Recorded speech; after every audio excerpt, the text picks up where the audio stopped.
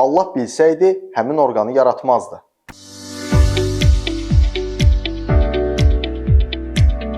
Bəli, Allah bizə orqanları sağlam olaraq yaratdı.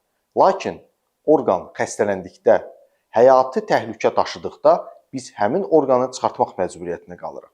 Məsələn, Allah bizə apendisi sağlam olaraq yaradıb. Lakin irinlədikdə, peritorit verdikdə, deşildikdə mütləq bədəndən xaric edilməlidir. Əks halda insanı öldürə bilər.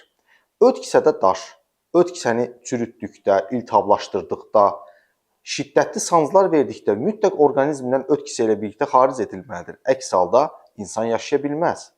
Bağırsaq şişləri, mədə şişləri orqanizmə həyati təhlükə daşıdıqda biz bütöv mədəni, bütöv bağırsağı, bağırsağın çox hissəsini götürmək məcburiyyətindəyik. Çünki həmin orqan artıq orqanizmdə yaşaması mümkün deyil.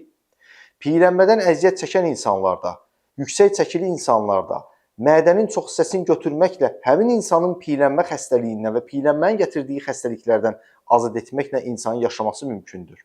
Belə halda insan həmin orqanizmdən azad edilməklə sağlam həyata başlanmış olur. Ona görə də dəyərli izləyicilər, Allah Taala'nın verdiyi orqanları sağlam şəkildə saxlamalıyıq. Xəstələndikdə həmin orqanların hissəvi və ya tam olaraq orqanizmdən xaric etməklə insan sağlam ola bilər.